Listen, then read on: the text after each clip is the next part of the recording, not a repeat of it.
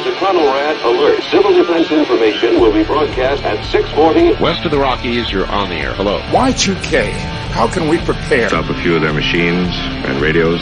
Throw them into darkness for a few hours. We are fighting for our lives. My family must survive. Over 5 years, 1,000 gallons of gas, air filtration, water filtration.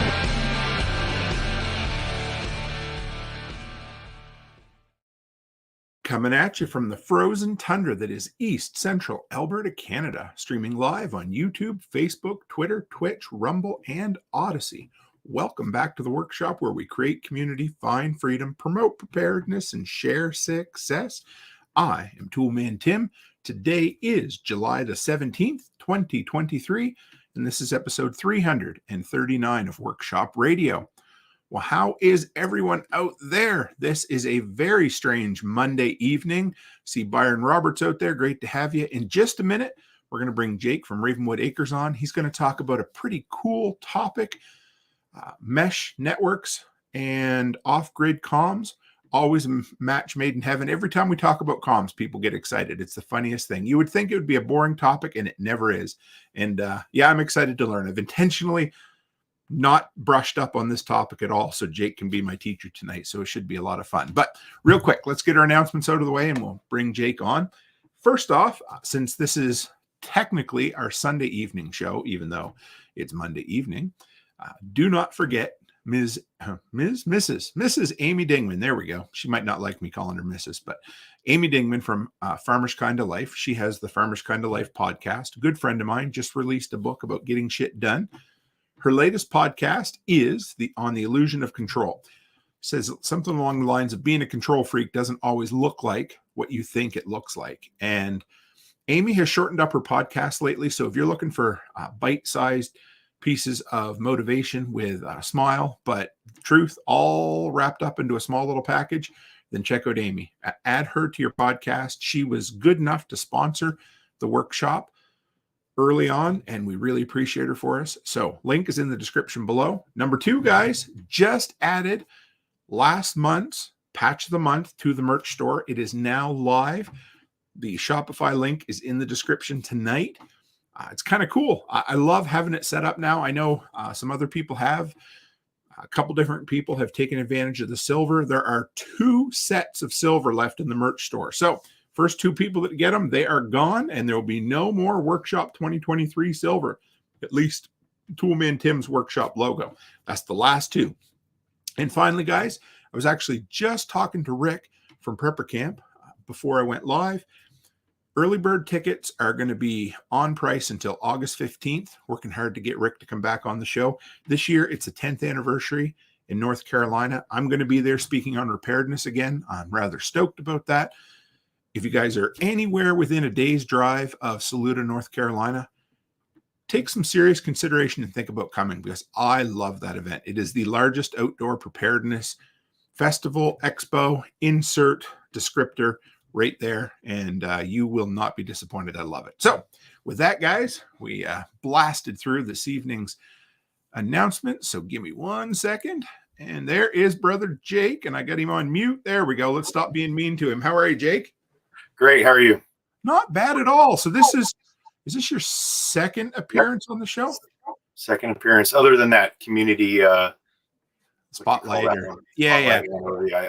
It was one of the, that was short-lived. I enjoyed doing it, but once we get into the podcast, it was kind of more fun to bring people on and have a nice long chat with them, you know? Absolutely. Right on. So oh my goodness, what a night. We're going to start this off again. Ravenwood Acres. I almost called you Farmers Kinda Life. What a night. Yeah, so, not quite. You want to give us the elevator pitch of your story, Jake, since you were on before? Let us know who you are. Oh, absolutely. So I'm 21-year Army veteran, or soon to be veteran, I guess, getting ready to get out here coming up in September. I've worked in aviation my whole Army career. And in 2016, though, we've spent quite a bit of time in Washington, but it was our second time back in Washington, and we purchased a home on 5 acres, and we kind of started the homesteading part of our channel, and that's kind of where the Ravenwood Acres come. That's what we call the property. We do kind of everything here. obviously my Coleman series is really popular, old Coleman lanterns and other Coleman products.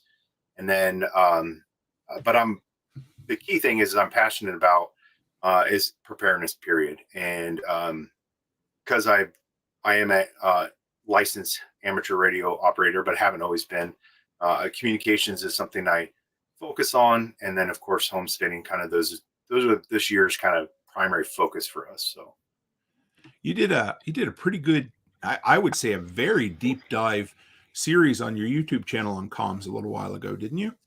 Yeah. It's, I think, 9-part series, kind of ECOMS or MCOMS, emergency communications, and kind of covering all the different bases of different things. And I've always recognized the licensing part is usually where people hit that barrier, where they don't want to pass that. They know they need some sort of alternate source of communication other than their cell phone. But when it comes to the licensing part, they usually hit the barrier. And until recently, my probably number one recommendation was GRMS. So, so I think there's a caveat in there. He says until recently. So I'm gonna, without giving away the spoiler, I'm gonna guess that this evening's topic has a little bit to do with what may have replaced GMRS.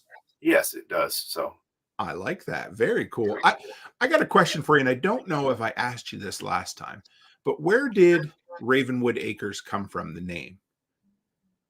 I think my wife kind of came up with it, but we do have ravens that are here very frequently. In fact, I think they nest here every spring, which we actually appreciate, because some people might consider them a nuisance, but anytime a hawk or any sort of predator bird shows up, they run it off. So it keeps our chickens safe, and anything else safe from the potential hawks getting them. So we appreciate it. So she kind of came up with the thing.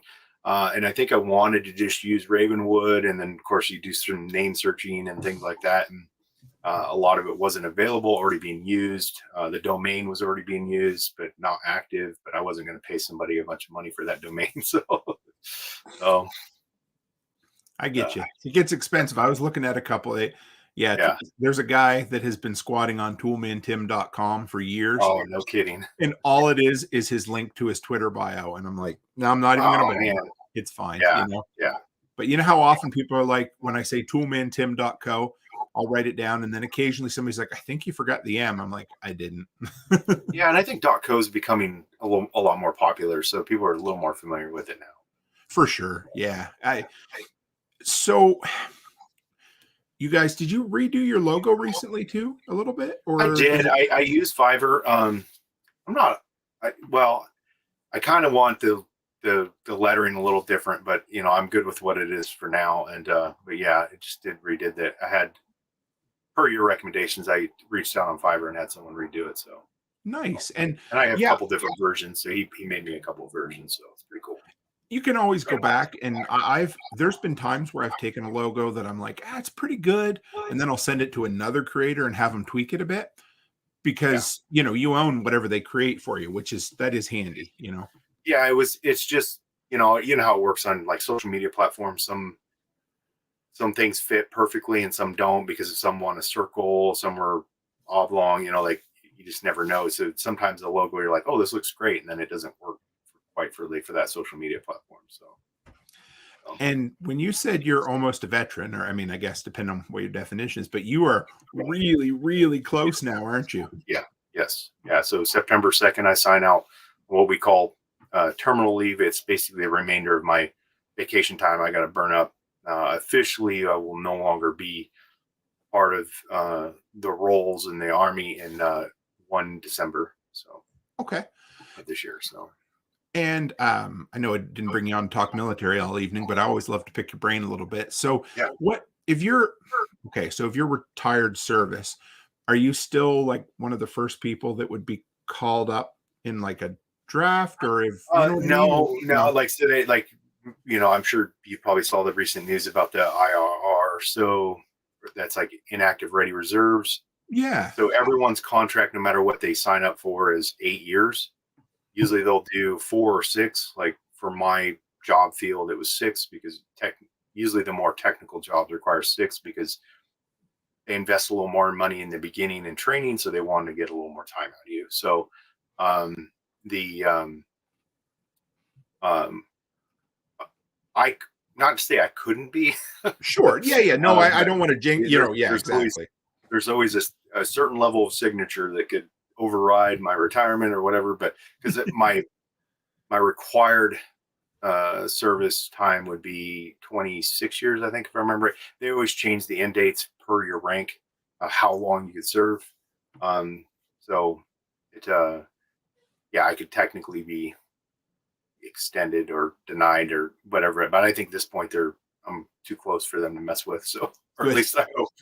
Yeah. Nope. That's good. That's enough of that. Then I was just curious. I was like, yeah, I'm excited for you. I know we talk about this, guys, the importance of meeting up in real life, but it was really nice. Jake was at the Thrivalist Fair in Yeah, that was great. Washington. And that was my favorite part by a mile was just all of us sitting around shooting the shit that evening. That was a lot of fun. Yeah, I definitely got the gave me the bug to try to fit more of those type of events in my schedule in the future. So it's hard to leave those and not be a little bit fired up, isn't it? mm-hmm. Yeah.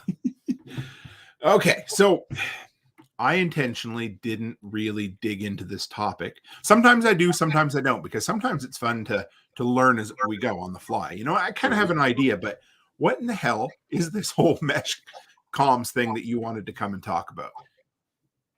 So mesh communications, it could be when if someone uses that term, just to remove some confusion. It is literally someone that could there are certain radios out there, military, especially in the special operations community, uses some of this technology. That's different. What we're going to be talking about is the LoRa protocol. Okay. And we'll talk that protocol, of course, a little bit more in depth in future. But example I like to use, because my wife's always asking me about this because I've been really deep diving on it lately. Sure. What is all this? Brunt of it? Yeah, what is all this about?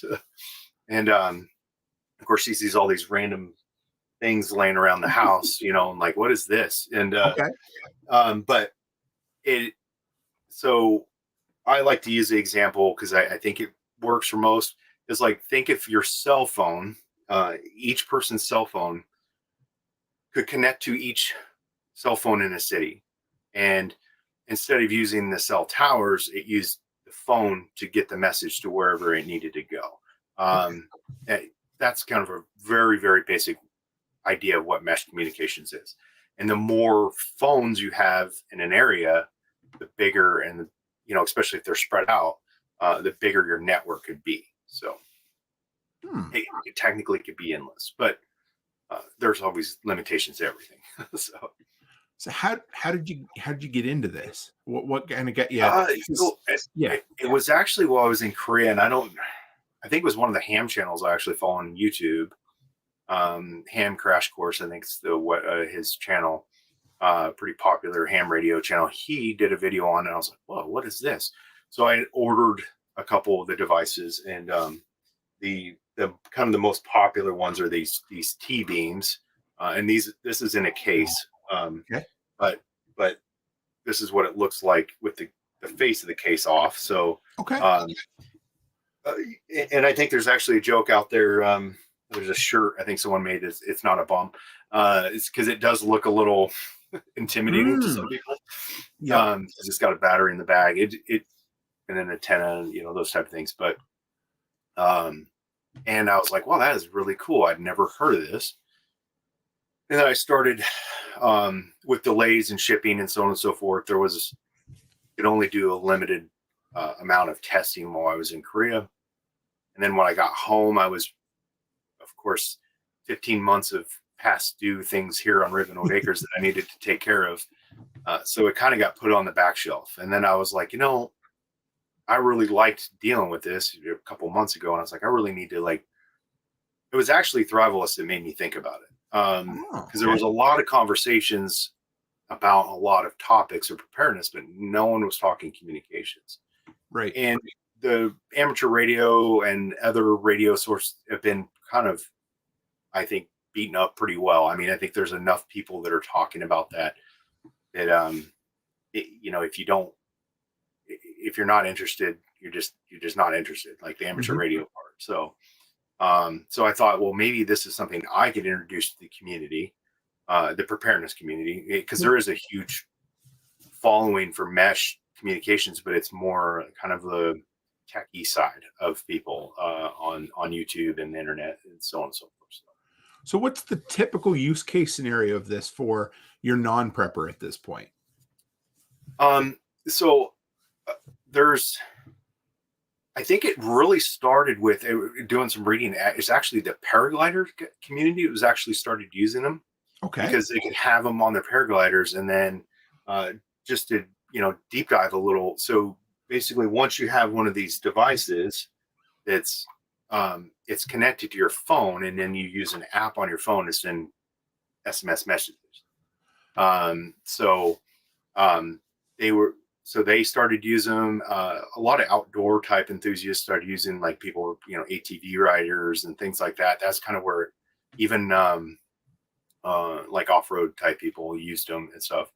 So that's kind of, I think, where it got its gain. There's actually a commercial version of it called GoTenna.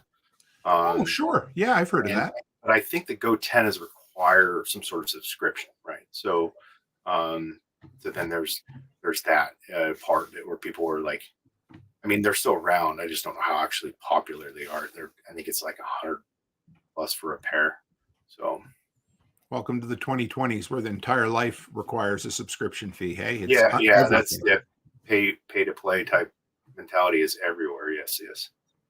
So you said text messages or SMSs. Is this a voice thing as well, or is it mainly just no? low So bandwidth? the LoRa protocol is LoRa stands for long range, right? And so in North America, I believe in Canada, obviously you're part of North America, but It's okay. There's different regions that require different frequencies. So the 950 megahertz range is what the LoRa devices use here in North America. Okay. And so with that, you connect to your phone through an app, the Meshtastic, which you'll hear that term used a bunch, but Meshtastic is the firmware that's loaded onto the device. And Meshtastic is kind of most people will call it the same thing. They'll refer to it as like Meshtastic device. And really it's not a Meshtastic device, but everyone understands what they mean if they know anything about it, because they're kind of the leading the charge for this whole technology, and it's open source. That was my next question. It is 100% community driven. So there's no, they run off of donations and then people just willing to work. So they're constantly doing updates. Like I'm a few versions below, but the version I'm using is stable. So sometimes you kind of have to play around with it, because I upgraded to one of the versions a while ago and it didn't work. So I reverted back to the old version, and now they have a more stable version. But so the little bomb looking device with the the antenna on it, what did you call that again? So T-beam. So this one, I have the face off the case here, and these are 3D printed cases, just to show people. So LilyGo is a company that makes these, and of course, they are out of China.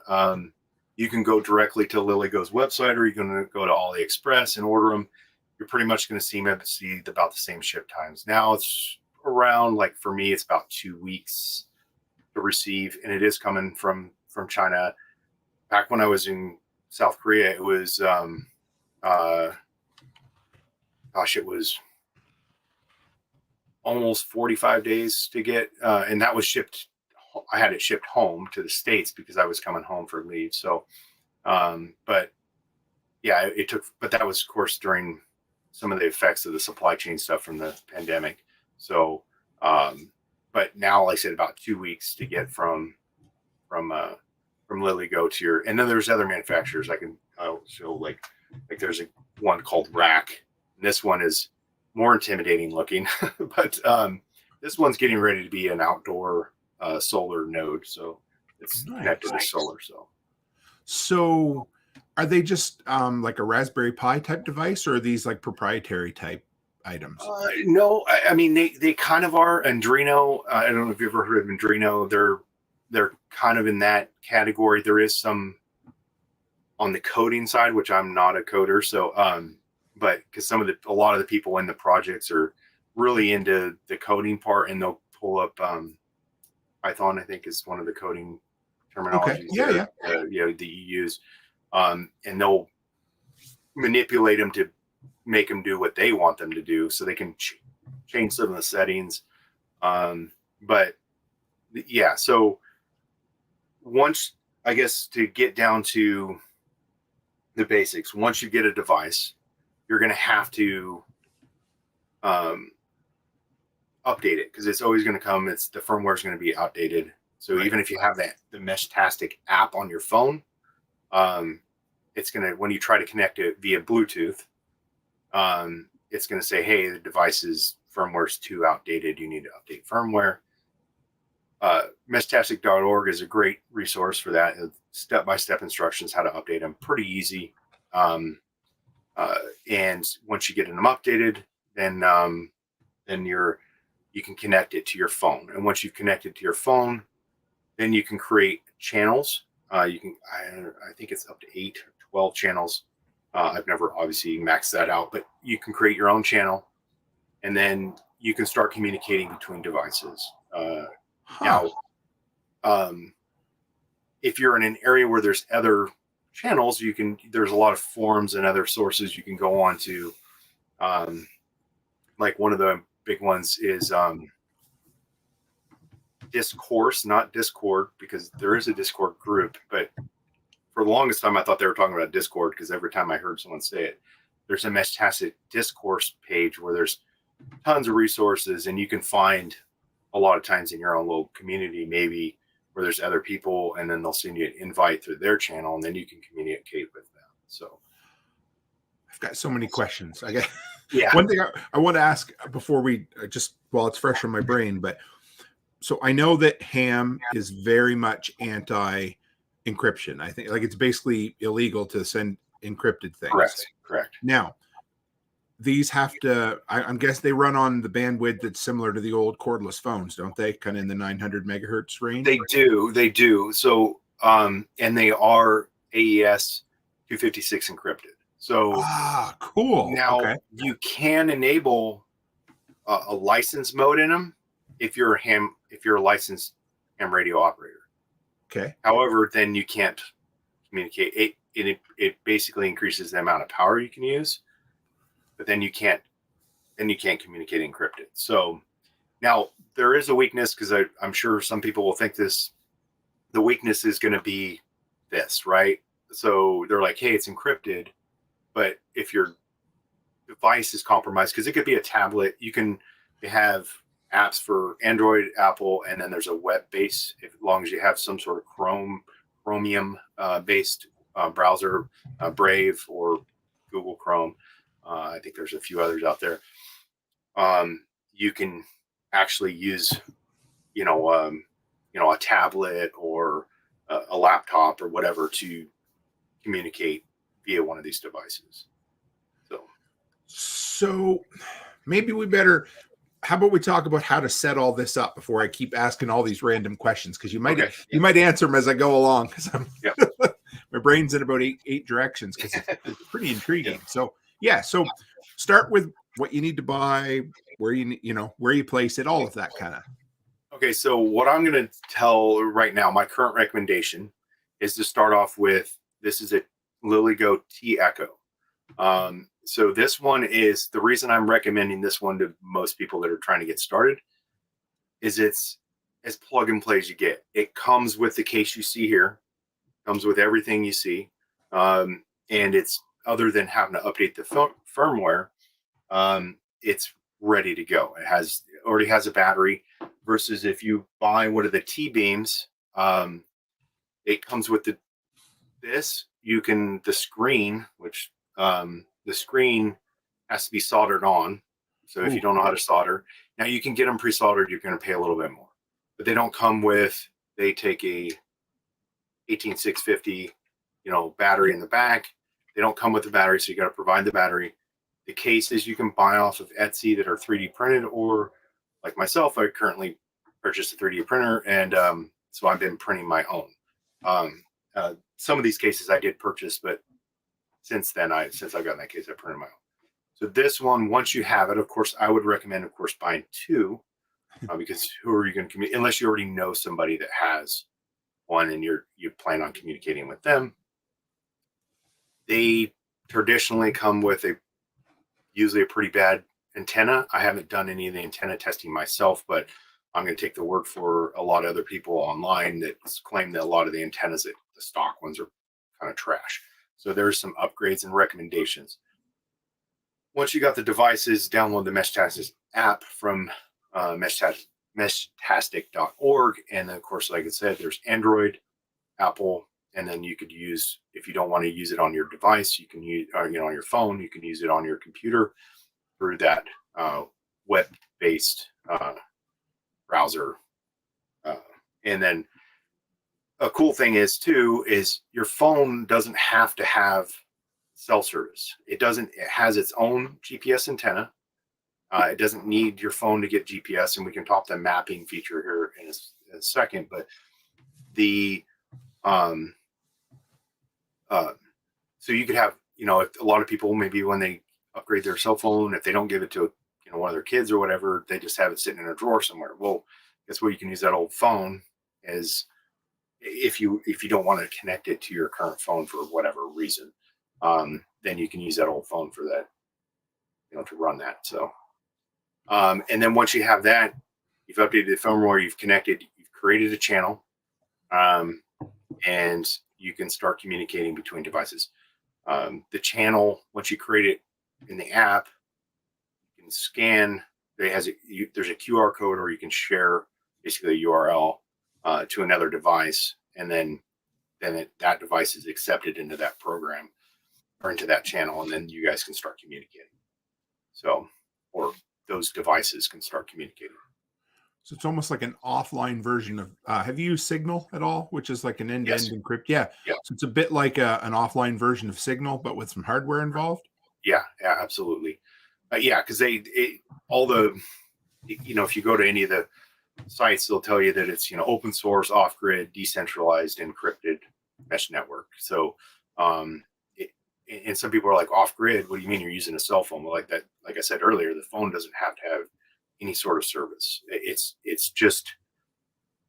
your way to read the messages. So they do have, so if you can see that well enough, there's a little screen on there, right? Oh, so okay. On the T-beams, you can see the screen, and you can see the messages on those. The T-Echo, this one of the other reasons I really like it is it only has an 800 megahertz battery, but it has the e-reader screen. So like Kindle style. So it uses very little power. These things burn through in it depends on how active they are. They burn through in about 8 to 12 hours, it seems like, from my use. This thing, I put it on the charger before this last night, but it hadn't been on a charger in 5 days. So, and like I said, it's got an 800 megahertz or 800 milliamp hour battery in there. So, okay. Then so those little guys, the little ones there that with the e-reader screen, those are basically the same device as the larger ones, or they serve the same function, right? They do. Yeah. And there's others. Okay. There's a couple other brands. The big brands are LilyGo, and then RAK, which is RAK.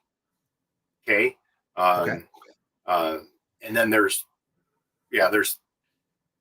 you could really geek out on this stuff. So there's a lot going on there. And the RAK ones, there's a LoRaWAN, WAN. So LoRaWAN, which actually can connect to nodes that are connected to the internet. So then those ones have the capability of, because the LoRa protocol is used a lot in the you can, so like the rack one, like this one, Yep. I can connect like a temperature sensors to it and stuff like that. And it Sure. can actually give me like local weather temperature or wherever the device is, like the temperature and humidity. So there's some of the devices out there are using like, say there's a station way out somewhere and they want telemetry data basically back. It's using that protocol in a lot of different kind of more like scientific world. So the more you read, the rabbit holes get deep. So I missed it. What did you call it? What's the small one with the e-reader screen? What's that called again? That's the T Echo. T-Echo. So, yeah, Okay. T-Echo. So like there. So Okay. but yeah, they obviously you can buy a pair. And they said LuGo has a website. You can go direct it through them or AliExpress. I don't think you save any money going through AliExpress, so it might be better just to buy on LuGo, in my opinion. So, And how much are they per? these ones I want to say are about 50 a pop. I should have that up here, but I think you can get pairs for around 74, 75. The T-beams, obviously, without all the stuff. If you get the non-soldered screen and you solder the screen yourself, you're looking around $30. Okay. But then you got to provide a battery.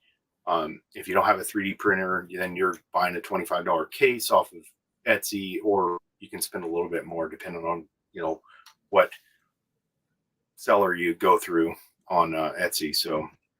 But that's the main place. And you don't have to do that. You can buy, a waterproof case for them and just pop them inside of a, little Pelican. I have a couple of those. There's Plano makes a couple. There's a couple other options you could go that are a little cheaper. But if you're looking for something that, you can see the display on real easy, you have access to because there's a few buttons on the bottom. Okay. And the charge port and so on and so forth. The cases make it a lot easier to use them. So, well, how about placement? Where are you going to put these? All right, because you want them. I'm guessing you want them up and away, so you have better range. Do you, or what's the? Yeah, of course. They're just like any or most radios, right? They're line of sight, but the you can if you're working in a urban environment, you could probably get away throwing them in a backpack or some sort of pack, and then of course. But the way I currently have, because I live outside the city, but not too far, is I have one node that I've put up for testing right now. Play around with locations a little bit, but it's a solar node, so it has a solar panel. And an outdoor antenna. So that's kind of my home node, right? And then it will, and then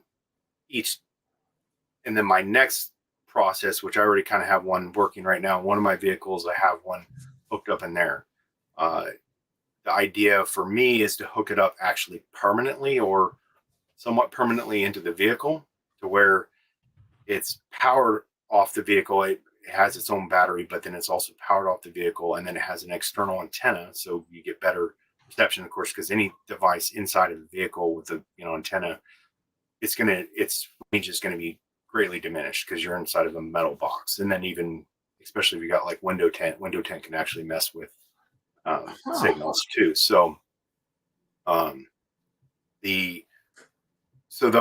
idea with that is if I configure each vehicle in our family, which we have a lot of vehicles, is my youngest son is getting ready to start his learner's permit. So we're going to have a lot of drivers in our family. So each time one of those vehicles is in and around and moving in and around our city where we live, that network is expanded. So, Hey, just want to shout out to Don Young, our friendly neighborhood EMS. Good to have you, brother. He just sent us a super chat. Nice to see you.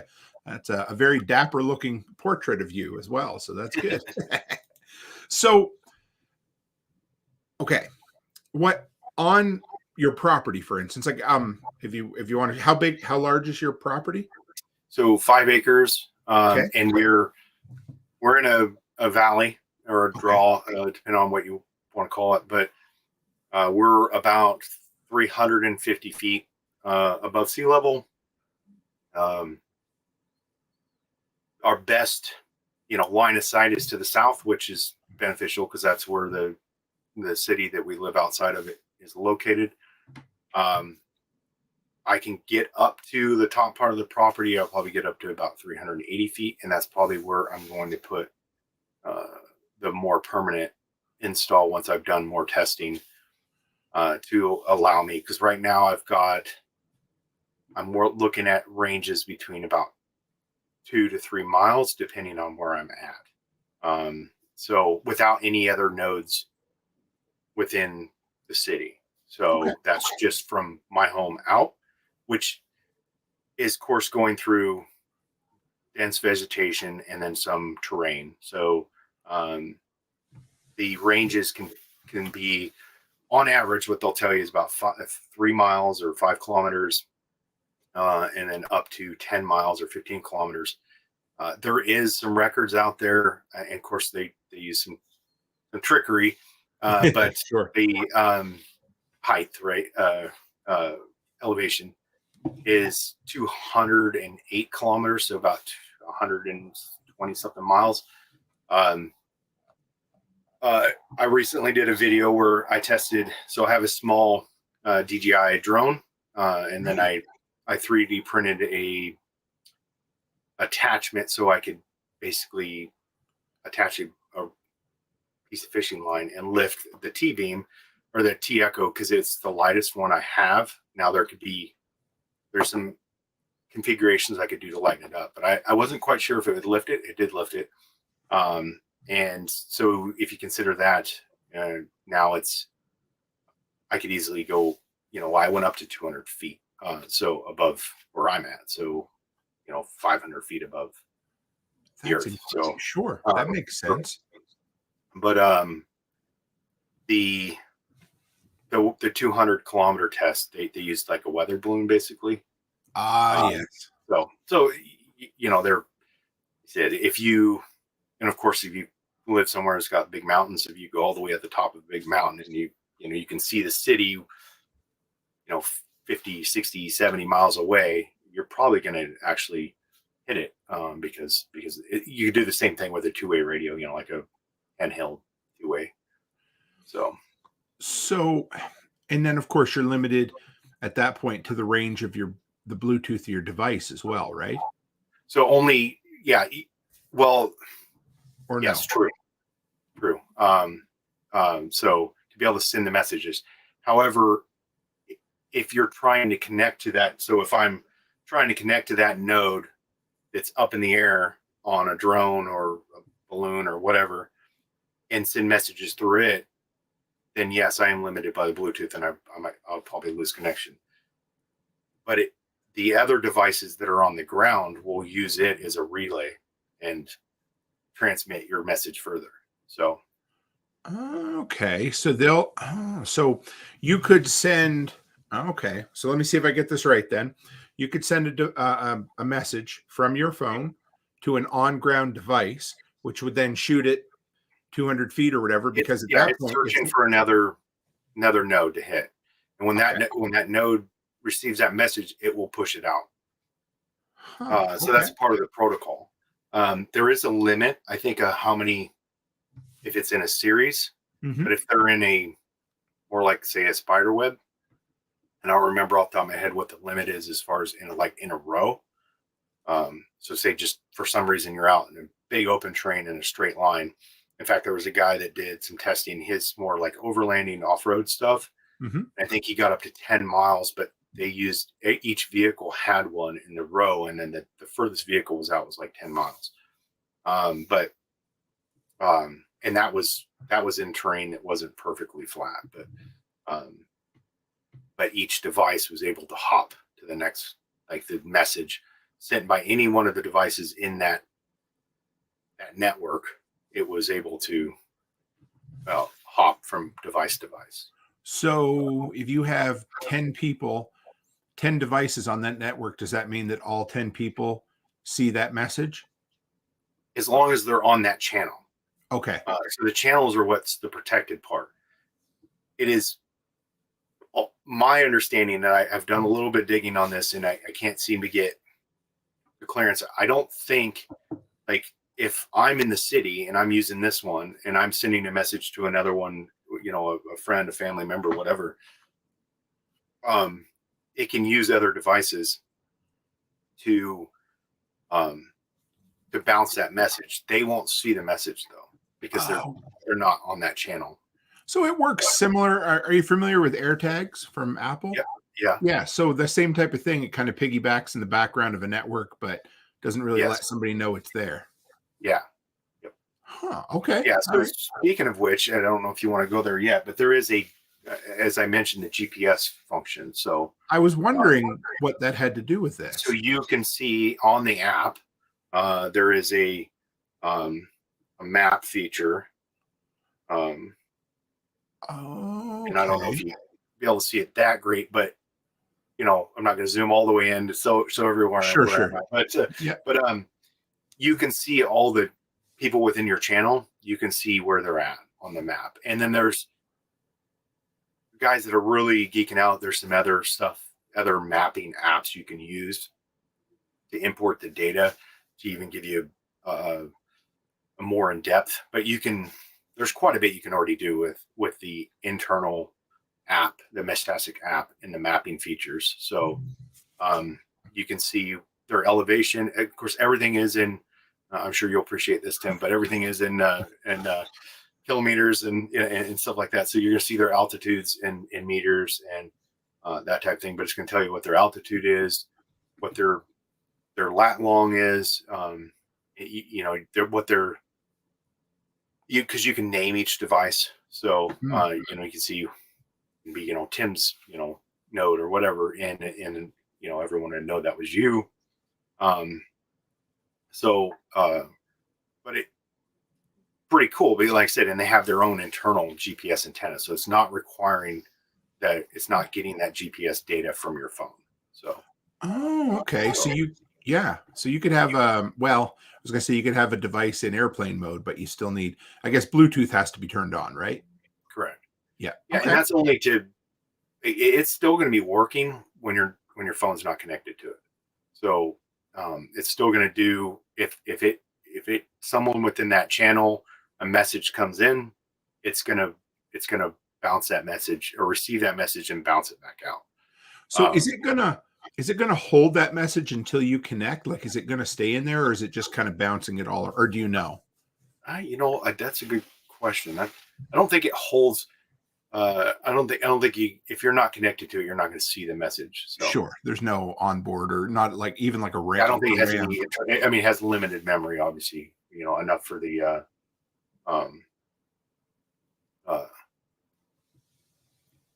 limited. Yeah, I keep seeing people talk about over water. Definitely. You're going to get. Let's talk about that then. Here, I'll bring that up. And Haas says, I bet this would work great on the water with no obstructions. Absolutely. And, what do you think?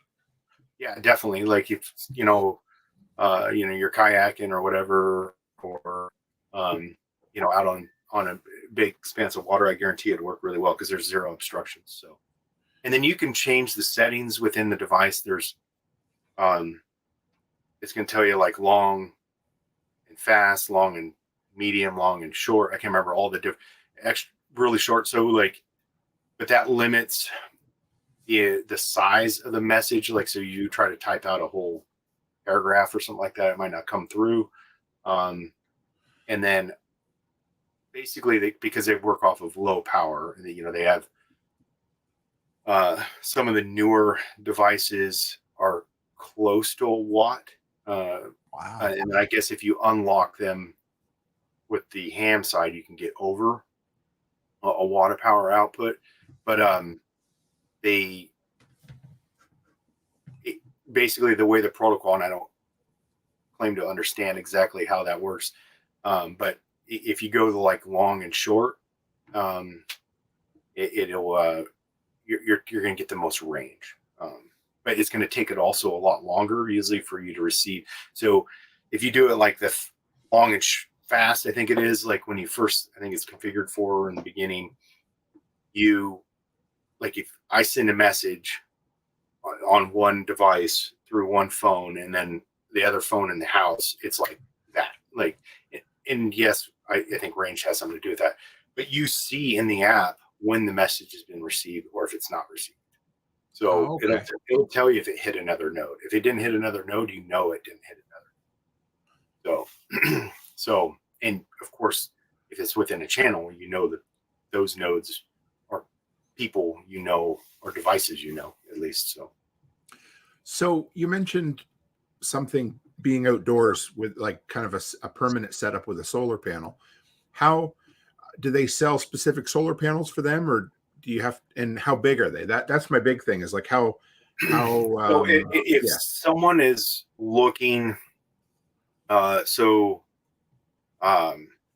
you're looking to go, hey, you're not the tech person, you don't want to do any of this stuff yourself, you want to buy the kind of plug and play, there's a couple vendors on Etsy that make like the outdoor solar nodes you can buy straight off the shelf, or they make them. They use 3D printers, and the panel I currently have is a 6-watt panel, which is more than ample. There's smaller ones that have it's an enclosure kind of like this one. Okay. I think it's a little bigger, but the face cover has a little solar panel on it, but they're out of stock everywhere. Whoever the vendor is, I'm assuming in China, is, I don't know if they just can't keep up or what, but they're everywhere you go. If you look, they're out of stock. Because if you go on Rack's website, Rack Wireless, they're actually, excuse me, Rockland is like the #1 distributor for like the Rack stuff. They have those, and they don't have them in stock. You go on the Etsy stores, they don't have them in stock. You try to find them anywhere else, you can't find them in stock anywhere. But they're already basically a waterproof enclosure that's already got a solar panel built in, and they're kind of ready made for you just to mount the device inside of them. And do they make that same sort of version, but for the smaller one, or no? I have not seen one, although I'm not sure why, because the T-Echo one, like I said, so far has impressed me because of the fact that it has very low power use. The Rack one, like this one here, is also supposed to be really low power. That's why it's a lot of times it's used for the outdoor setups, because it'll last a lot longer on a small battery and a small solar panel. Is enough to keep it going. Who knows? Potentially for until you decide to the battery stops working or the device dies or whatever. So, did you happen to notice a price on any of those small contained solar systems? They're running. They're over $100 usually. 120, I think. There's one guy. In fact, he's the one that. Actually, that's a different seller. But a lot of these guys, their stuff is available. Their print files. So if you do have a 3D printer for building a lot of stuff, their files are free. Now you can't turn around and, of course, print them and sell them, because of licensing. But if you're printing them for personal use, print as many as you want. Technically, I mean, you could print them for your friends and families as long as you're not selling them to your friends and family. Then, and there's ways that you could, if you wanted to really get into that, you could, figure out how to redesign it enough to where it doesn't meet the licensing. Kind of like the old, what was it when they backwards engineered the IBM computers, that sort of thing? Yeah. So also Haas said, where was it? I wonder if it would work on a plane. And I'm thinking at that point, you're just, again, raising your line of sight like quite a bit higher, Well, I mean, if you're talking to someone else on the plane, definitely. Now, obviously, I don't know how far it would go outside the plane. So, but yeah, definitely within, like, if you, because that, a lot of times you end up on them, if you're traveling as a family, unless you want to pay a lot of extra, you kind of sit where the cheapest seats are. So you're spread out across the whole plane. If you wanted to be able to message back and forth, most planes now you have to, they got Wi-Fi, but you have to pay to access the messaging part. So it's not even that good. No, it's not. I've had a couple where I paid for it because it was a long flight, and then it basically didn't work the whole flight. I was like, well, that was a waste of money. So yeah, and you think anyway? I assumed you'd be able to stream or whatever. Yeah, no, it's not that. It's like emails and yeah. You So can send messages. What so what are the preparedness or kind of prepping focus? Like where does this help in somebody who's setting up either a security plan or a comms plan, that sort of thing? Yeah, and I think that we talked that a little bit, but it's I think it meets a lot of people's, because a lot of people are like, well, hey, as soon as you key up a radio, right, whether it's GRMS or amateur radio, FRS, the bubble wrap radios, everyone can hear what you're saying. There's some protocols you could use to maybe somewhat protect yourself, but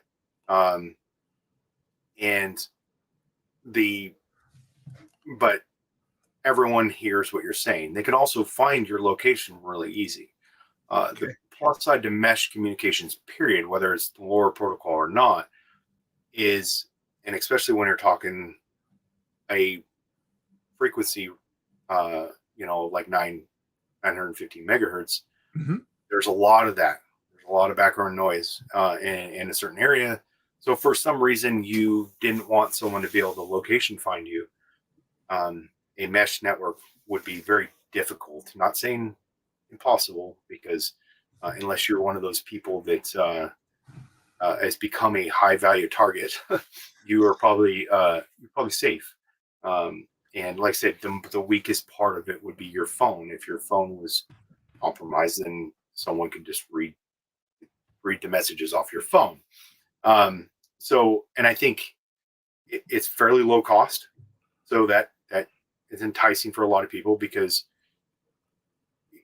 we get, if you're a prepper or whatever, you get kind of spread thin on some things, and you're like, oh man, if I spend we all know, or if you don't know, on the amateur side, my goodness, you can spend thousands and thousands of dollars really easy. So going out and spending even $200 to get set up is pretty affordable. I will still argue GRMS kind of falls into a good category for a lot of people, because it is so readily available. And, here, at least in the States, there's one FCC license for a whole family, and there's no test. You just pay for the license and you're good. But it doesn't offer you text messaging. It doesn't offer you, the GPS features. Well, I'll take that back. There is the Garmin devices that have the GPS feature, but they're, $400 to $600 a piece. So if you got that kind of money, good for you. But a lot of people are not looking to spend that kind of money on those devices. So, and did we establish that there isn't voice on this? It's just text. Is that right? Oh yeah, because it has to be very small, a small packet of data. So, yeah, there is, there's no capability for voice. Okay, no, that's fine. So I guess yeah. So how would you fit this? So would this be, for around your property, or if you were bugging out in a convoy, or what's kind of some use case scenarios for it, would you say? I would say, yeah, you hit on one there. If you, own a lot of property, it'd be great to set up network on your property so that everywhere you're at could be potentially connected to one. If you own a big farm or something like that, it'd be great. A lot of farmers nowadays, because of Midland, what they're doing with the GRMS world, there's off the shelf Midland repeaters. Like I see farmers talk about it all the time, where they set up repeaters on their own property, because some farmers own hundreds and hundreds of acres. So, or more, thousands. But I think it'd be great for convoy when you're out on a move, when you're moving somewhere, especially if you're in separate vehicles. And then, um, of course, anytime because if you consider it, if for some reason the grid's compromised or the cell service, whether disaster or whatever's going on, you don't need the cell network to communicate. And now you have the ability to communicate within your own community if you've developed one. One thing that got me thinking about is what was everybody complaining about there at Thrivalist? What was that? Sorry? What was everybody complaining about at Thrivalist? Oh, the data or internet being very spotty at the best of times. Yeah. So, you're at an event that's like that, but that's over, 10 acres area spread out. We were probably spread out over. You now have an ability to send messages back and forth, and of course that's a very limited use case, but it's definitely it shows you the capability of the system or what it can offer. And if you can convince enough people within an area to there's a guy in Austin, Texas, got an Instagram channel, I think it's called Austin Mesh. He actually convinced college there to let him put a node up on a tower up on the college in the city of Austin. So he's expanding that city's mesh network. There's a few websites there's one that uses remember the name of it. I have it in my notes. It's called canvasapp.mesh-tastic map. But it shows if someone registers their node, it'll show you in your area there's a node in your area. But of course, that doesn't, I'm sure there's thousands and thousands of people out there that have never registered their nodes. So, or, you never know if they have them active or if they have them on all the time, or if they just turn them on when they use them. So I wonder, is there, maybe you don't know this, but can you have your device in like a constant send mode so that if you're driving around and you're not aware of a mesh device, that when it catches it, it'll send it? It already will. So that's a part of it. That's in the firmware. Very cool. I wanted to read this comment here from Gunfighter Concealment. It said, they're really cool. I talked to a business owner and told them they can use my device if we can put it on the roof of the manufacturer facility. Now we have a dozen of them spread out in our town. Outstanding. Yeah, and that's cool. That's what I'm looking at to try to do here, kind of future initiative, because the western part of Washington State, of course, I-5 runs through that. If you could get enough of them along, a large extent of the, I-5 corridor, the main interstate, you could cover a large area, where people are on the main part of the highway, they'd be able to communicate via those mesh networks. So you'd need one every 2 or 3 miles. Is that the idea? Or yeah, potentially. Like if you have them high enough, you're 10 miles. Okay. So if not further, there's, like I said, there's cases out there where people are getting much further, but they have them up pretty high. So would it be something worth looking into for partnering with like local ham clubs to get on the repeater, perhaps, like to use their repeater antenna? It is. And of course you will have probably a little, depending on, luckily there is enough hams that actually do talk about it, because there is a ham kind of mode of these devices that you could probably convince a few of them, because it really, it's not going to do anything. It's not going to interfere. It's not going to cause any, it's not broadcasting enough power to interfere with any other antennas or any other repeaters. So as long as you can find some that are open-minded enough, I think you could convince them. So do we know if it itself can be interfered by stronger antennas nearby? If they're broadcasting on within that range, potentially, but I think that I'd have to look at the spectrum thing, but I think there's quite a bit of limits to how high, or everything within the 900 megahertz range tends to be pretty low power. So Sure. I don't think you're going to end up with that. We're not in a legal gray area when dealing with an encryption in this. It's totally an acceptable use. 100% acceptable. All the devices have an FCC ID on them, which, you know, most your Baofangs and stuff like that, a lot of those don't even have FCC IDs on them, which technically makes them illegal if you talk to people that are very picky about that stuff, which I'm not one of those amateur radio guys. I'm in a ARES team, which is an amateur radios and emergency services team for my local area. Most of the guys, even though they're almost all they're me except for like two, they're not. That's why I like them. They're not. I've ran into those hams before that are very purists and, you know, hate anything that's not ham. Sure. So, what are, I mean, I guess we've kind of talked a little bit about it, but we've talked about the benefits for sure, but there's got to be some drawbacks and limitations too. Yeah, 100%. The range is the first one, right? I would say second is your entry barriers to entry. Just like anything else, you know, that's intimidating for most people, right? This thing, like, what world I can't. That's why once I learned about the T-Echo, I was like, okay, this I could probably promote to people and get a lot of people interested, because they're like, okay, it looks like a little tiny walkie-talkie, right? You know, sure. It's very simple.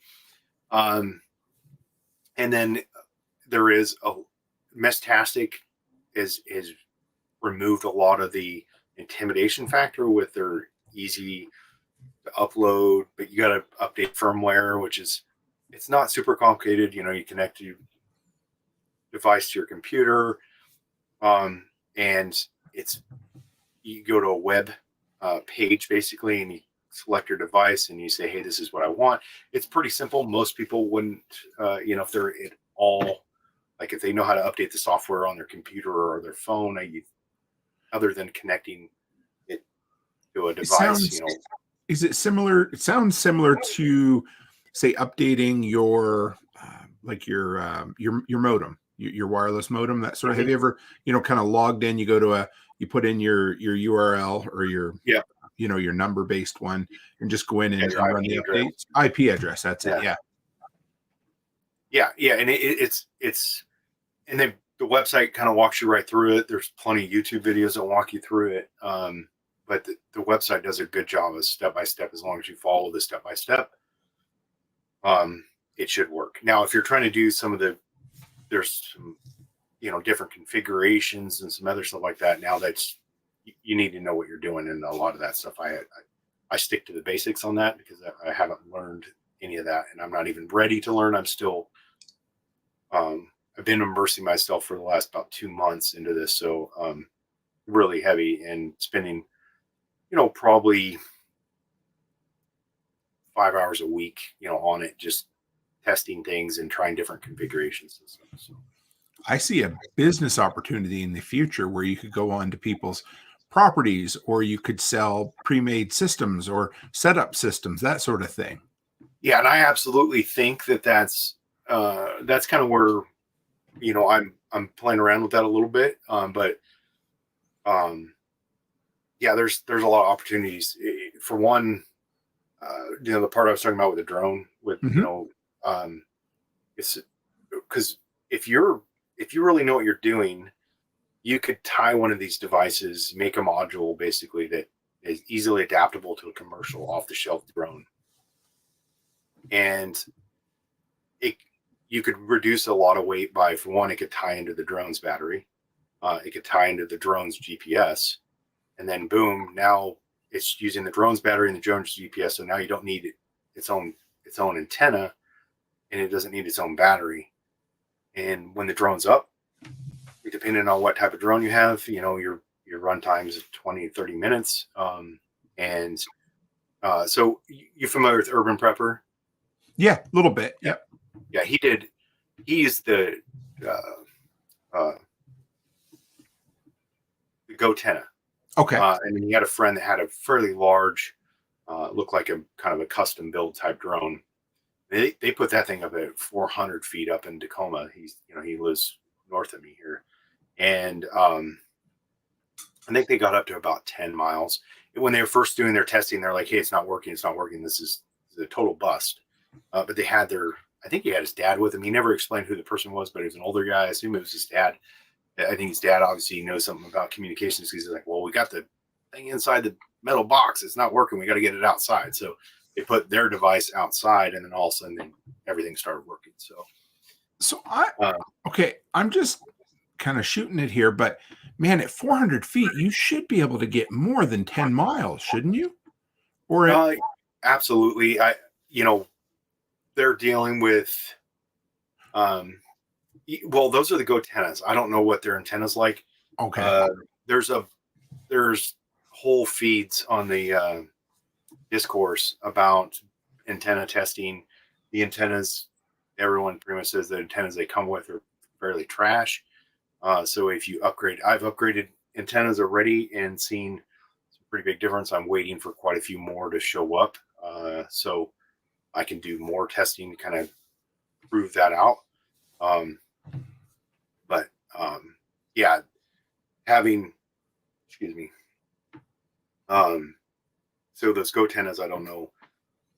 That makes sense. They're like one device. They don't have an external antenna, so they probably have just a small little ribbon antenna inside of them. So the range on those are probably pretty limited. Yeah, because every single episode I do on comms, I always talk about, so my brother-in-law is just exactly 10 miles from me. Mm-hmm. And we're almost flat. If where I live right here in the town didn't drop, 30 meters, 100 feet or so roughly, we would be perfectly flat. There's nothing higher between us in those 10 miles. So I'm always trying to come up with a way in a worst case scenario. Mm-hmm. I'm kind of envisioning like Will Smith in the end of the world movie he did in New York City there. Dang. Yeah, I know. Oh my. Anyway, so it doesn't matter. But what is it? I Am Human. Yeah. I Am Legend. I Am Legend. There we go. I knew. So I'm kind of envisioning something where he says, what is it? Every day at noon, I'm going to be at the dock transmitting on the radio. So if you needed to have long range communication, okay. Another example from film would be A Quiet Place. Have you seen that one? Mm-hmm. You know how they use the fire signals on the top of their grain silos, everybody? Yep.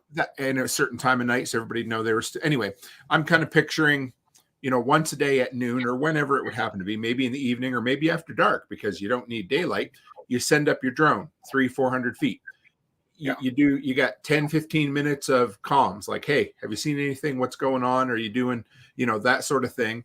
And you've got your communication. At least you're not completely in the dark, quote unquote, right? Yeah, absolutely. And I mean, that system has been used, for communications, for years. So if you look at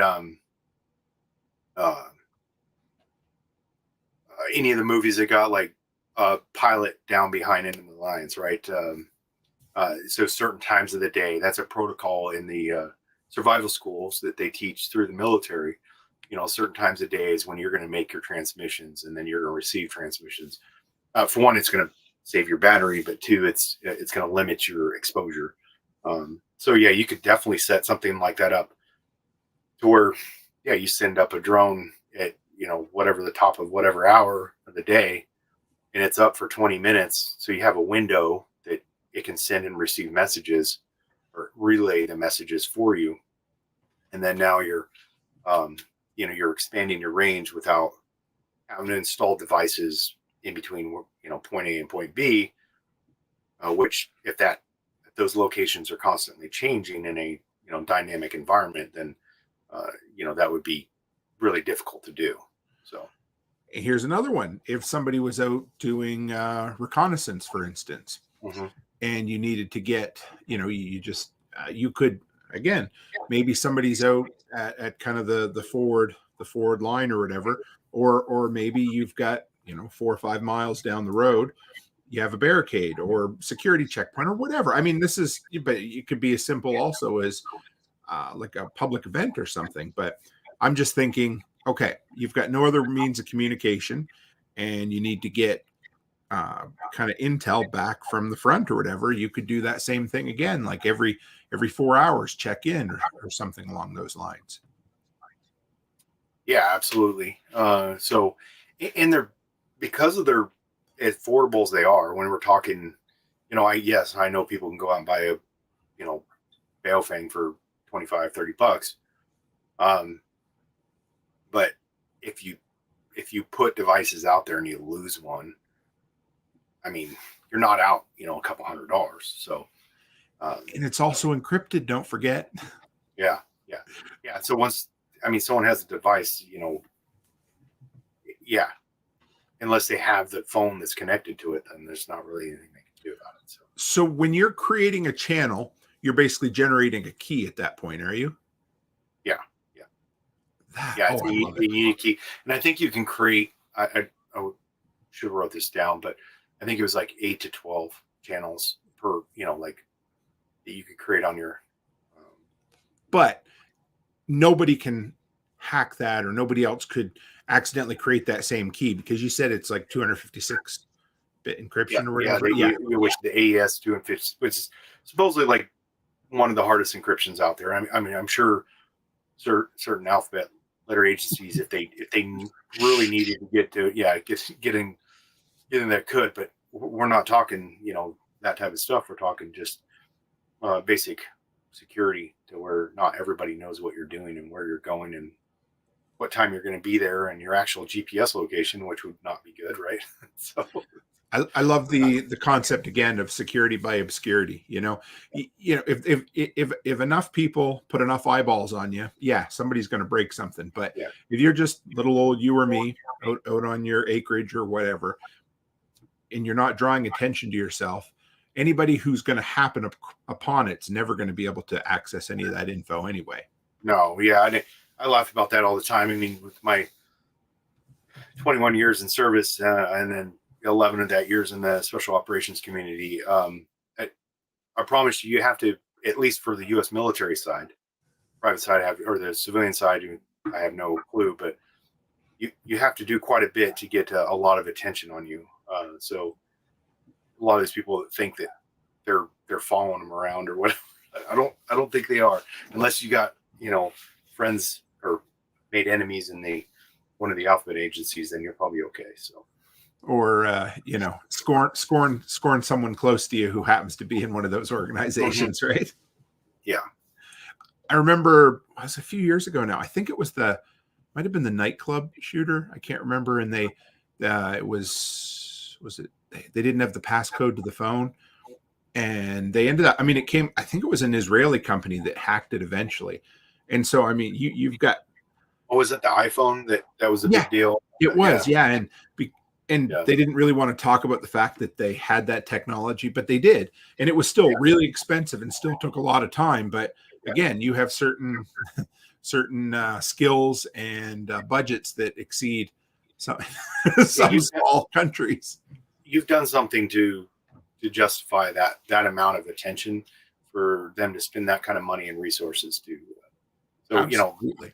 If your small, mutual assistance group or prepper group or whatever you want to call it, is using this to communicate basic stuff, but you just want to keep your normal privacy, as long as you're using good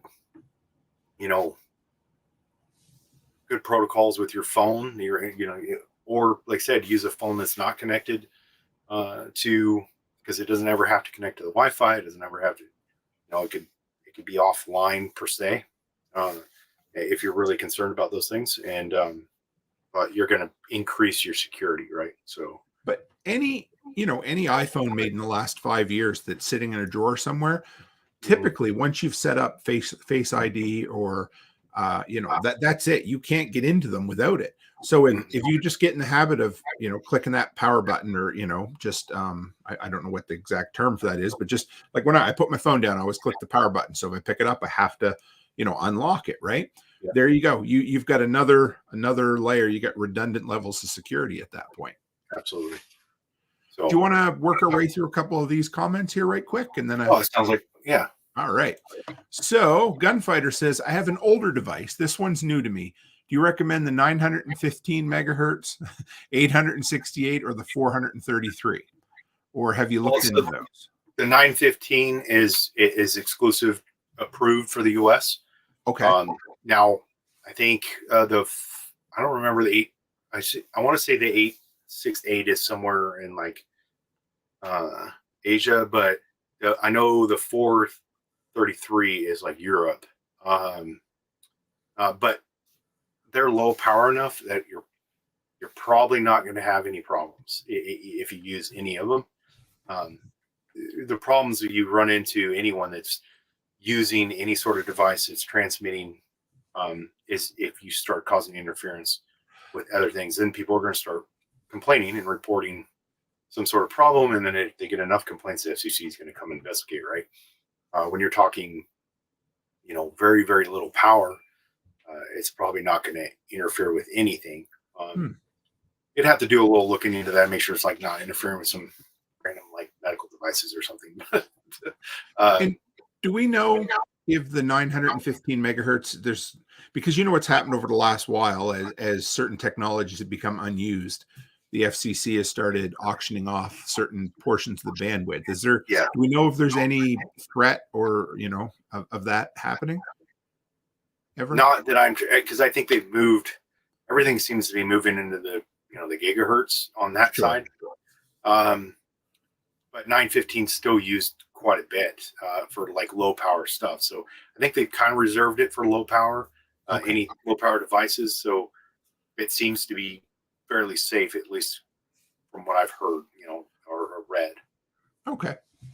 I wonder, do pagers run on that as well, or is that a different thing again? I wonder. Is what? Sorry.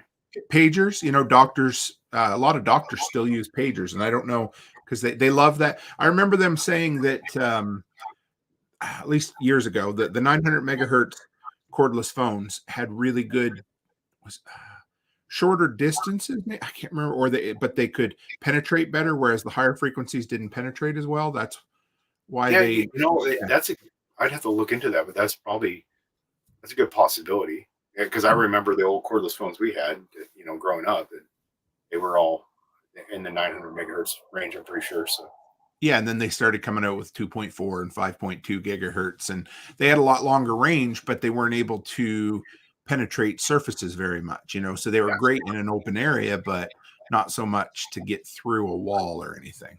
Yeah, once you started adding barriers, yeah. We kind of touched on this, but I know it never hurts to retouch. But Haas said, "Are they encrypted or other people can see the messages?" So we've kind of as long as they're on your channel, they can see the message. Nobody else can see the message. A gunfighter. In fact, they don't even know that device doesn't. Just like you talked about with the AirTags, that your device doesn't know that another, AirTag like ping that device. Get a location. So there is similar, I believe, apps that you can get for different smartphones that will allow you to use Bluetooth as kind of a mesh network, isn't there? Because I think I've heard of that, but I've never played around with it. I don't remember which revolution it was, but it was one recent in the last 5 or 6 years that they shut the internet down to kind of quell things, and they ended up using these kind of ad hoc mesh networks with Bluetooth to get information around. And of course, that's much more conducive in an urban environment than a rural environment. Yeah, and like if you're doing a rally of some sort and you're in a big group, right? Like I think they use like Bluetooth, and they can use what's that? Nearby devices or what like with the iPhones, you can do the the Internet of Things type. Yeah. Well, the Internet of Things is tied pretty closely into the LoRa protocol stuff. especially the LoRaWAN. The I remember what WAN stands for right now because I just learned about LoRaWAN like a week ago. I was like, what Is that like wireless access network? I think it is something like that. Yeah, but Okay. Because you can have a node that's connected to the internet, and now I can send. So now I'm starting to think about smart vehicles and interconnected vehicles and how, if they're interconnected already, could you possibly, not hijack, but could they kind of piggyback onto this sort of thing eventually, I wonder? Yeah, potentially. I mean, most cars now have a GPS antenna of some sorts. Could tie into that for the GPS signal through a splitter of some sort. So you've got, hundreds or thousands of vehicles every hour passing on the interstate, each one of them acting as a wireless hub or a wireless transceiver, a mesh transceiver. Sorry, I've already thought about that on my one vehicle. I have a DMR radio, so digital mobile radio. Okay. And it has GPS antenna that's mounted. I was like, I wonder if I could just tie into that GPS antenna somehow for my mesh node, and instead of having the little tiny GPS antenna that's on the mesh node. So I love geeking out on this stuff. Gunfighter says, will the T-Echo work with no cell service as long as you download the app beforehand? Absolutely. So if you got the app, you're up and running. The only and I guess the caveat to that would be you got the app and then you update. I don't know why they always send these with the really old firmware on them. They're probably because they have thousands of them sitting on shelves, but the firmware tends to be pretty old, so you need to update the firmware easily because the latest version of the app is going to be looking for I don't know how far back they go, but they definitely, every time I've gotten a device, every time I connect to the device with my phone, it always tells me, hey, the firmware needs to be updated on that device. So. Yozik came in late, but I know we've mentioned the product, but I'll get you to answer that one more time. Did you mention a specific product? And I guess the main one was T-Echo, right? Yeah. So LilyGo, if you just go to their website, the LilyGo, you're going to see a bunch of different. They have some pretty wild stuff on there. They got watches, and I haven't even dived into any of that, but the T-Echo is definitely my recommended. They do sell the T-Beam, which is another one. I have 4 of these, and then so if you're a little more technical, the T-Beams are pretty great, but I would say definitely entry level, the T-Echo is probably the way. What I'm recommending right now is. And how do you spell LilyGo? It is LILYGO. Okay, just the way it sounds. Yeah. Then cool. Yep. Haas says, use this in an RV nomad tribe camp area would be great too. Multiple people living on a property and sending messages to each other or the group. Haas is thinking outside the box. I like that.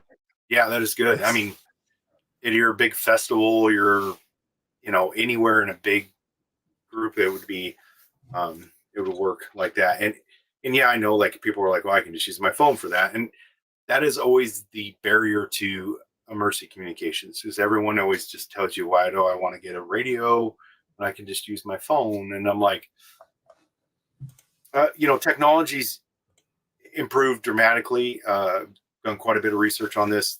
A lot of the cell companies are doing a really good job. They have mobile vehicles to help restore cell service to areas, and which is great, but you can't always count on that, right? Because if it's a wide scale disaster, they're going to be limited in their deployment, and even if they bring in more assets from outside the local area, it's going to take a while. So at some point, you're going to need to be able to, or you're going to want the ability to potentially be able to communicate with, friends and family. Here's a perfect example.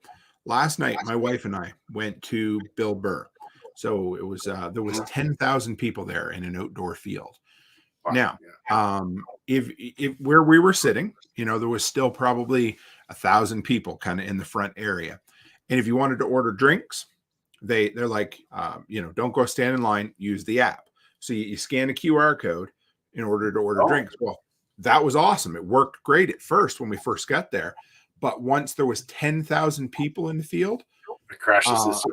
I could not access that again. It would sit and spin because no matter, I mean, I don't think they had much, I don't think they brought in any outside network or, beefed the network up for that event, but that's it. You just had everybody trying to access it at once. It was kind of cool though, because when Bill Berg was on, you got to put your phones in a Faraday pouch. They give you each one that locks, and you can't have it opened until you walk out at the end of the evening. So that was pretty cool. Yeah. It allowed you to be really present and enjoy it. And also probably people not leak his stuff. But anyway, I'm beating around the bush. Yeah. Go ahead. Oh yeah. Cell networks can easily get overloaded. I mean, I've seen it in military training. There's a couple of training centers around the United States, right? The one in California and one in Louisiana. They're big training centers. Well, when people go out to what they call the box, right? It's usually about a 2-week period of time. A lot of times their cell phones are taken away, or they're going to get in trouble if they get caught with them. So communications, or they're so far away from cell towers they don't even get reception anyways. So when they get outside of that after 2 weeks, you've got 10 to 15,000 soldiers, maybe even just 5,000, that are all of a sudden now all trying to connect to that tower to contact their loved ones and talk to home and so on and so forth, because they haven't had their phone in 2 weeks.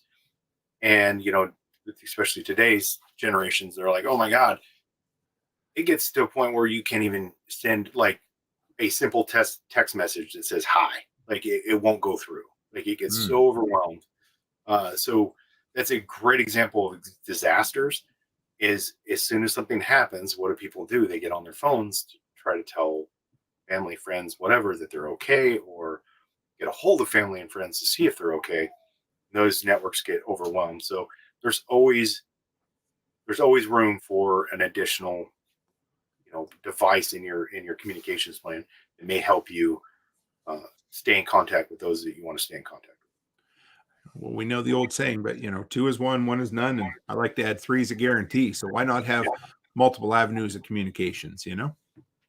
Absolutely.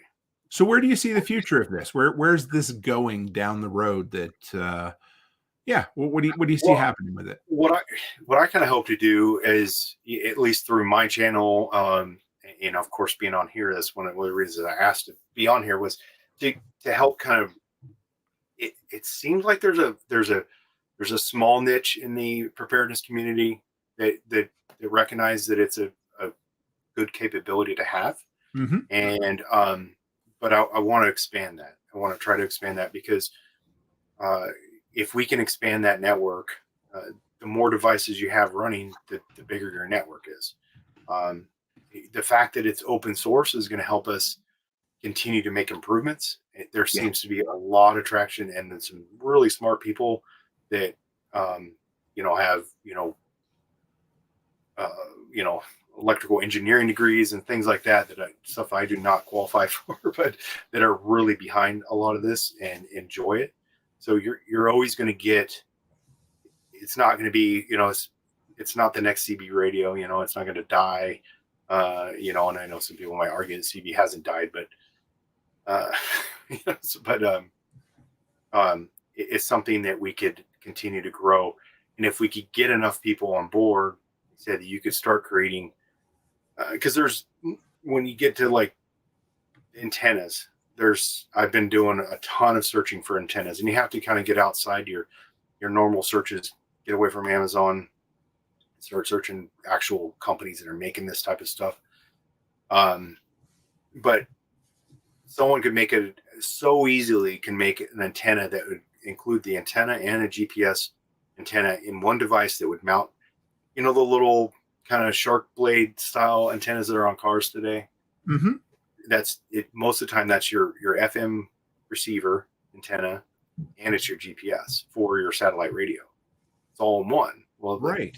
Like I said, if you could just get somebody to go, oh, there's a demand for this, let's create this product. And then boom, you could start installing these on vehicles, and it doesn't look like anything else. It just looks like a normal little antenna on a vehicle.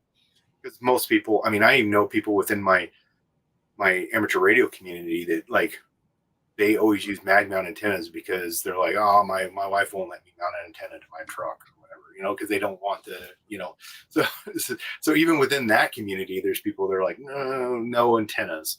So they have a mag mount like in their trunk and they get it out and put it up when they need to communicate. So, and I know, especially if you go to your wife and say, hey, I want to put this antenna on your vehicle, they'd be like, Yeah, you're not. But if it looks like everything else, they're not even, I'm saying no, don't tell them, but they're probably not going to be like, oh, whatever, that just looks like looks like it belongs there. So I just see that if we can get enough traction behind it, you're going to get people to realize there's a demand for a product and start creating products that are going to help. And I hope to kind of keep pushing that through my channel. And then I know I'm working on potentially, put this out there. I guess if I put it out in the universe, it's going to happen. But, going to things like Thrivelist or whatever and actually talking this with people to try to help promote it. So nice. I would love that. Yeah. I'd sit in on that in a heartbeat because whenever you're learning something new, you got to hear it a few times before it sinks into the old melon. Yeah. Well, this was great, Jake. I really appreciate it, man. We killed 90 minutes like nobody's business. Yeah, I know. I just looked up the time. I was like, wow. Okay. So how do people follow up with you, brother? So make sure they can support you and follow your content and that sort of thing. Well, yeah. So number one source I always tell people to go to, because, I have to self-promote my website, Ravenwoodacres.com. Of course, because I had to add the in there to get the domain. But and then Ravenwood Acres, on YouTube, Instagram, Facebook. I'm not very active on Facebook, but and then of course I think I sent you the other links. I'm on NOSTR through and then MeWe and all the other ones, Odyssey, all those. I got some sort of presence on them all. So awesome. I'm going to just throw up, I've already shared it everywhere, but there's Jake's YouTube channel as well. So give him a subscribe, guys. You're coming up on 3,000 subscribers, aren't you? Yeah, I'm hoping to get there by the end of the year. We'll see. We'll get you there. That'll be good. Yeah.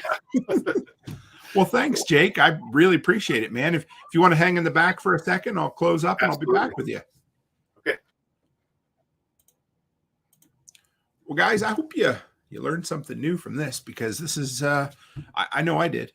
That's part of the reason sometimes when a guest reaches out and says, I want to talk about a topic that I only have maybe just the faintest or passing kind of interest or idea in, there's real power in learning something live and chatting with someone else who's an expert, or at least further, because Jake will be like, I'm not an expert, don't call me an expert, but he's a lot further down the road of discovery in this topic than a lot of us are.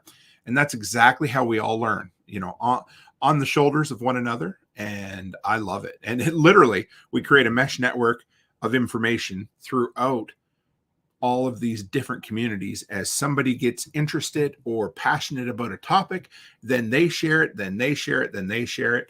And this is exactly how we do it. So share the gospel of the mesh network out there to all the other adjacent communities that you're a part of. But beyond that, guys, make sure you support Jake. Jake is just an awesome guy, and he's got a lot of content. He's going to be prior service here pretty soon and have some time to put out some pretty cool stuff. I love seeing what he comes up with. So make sure you support him, folks. And, as always, I just appreciate you being on here. Especially for a Monday evening. We got lucky. We had a thunder and lightning storm the whole time that I've been on, and we didn't lose. So there we are, guys. As always, stay happy, stay healthy, and have a great week.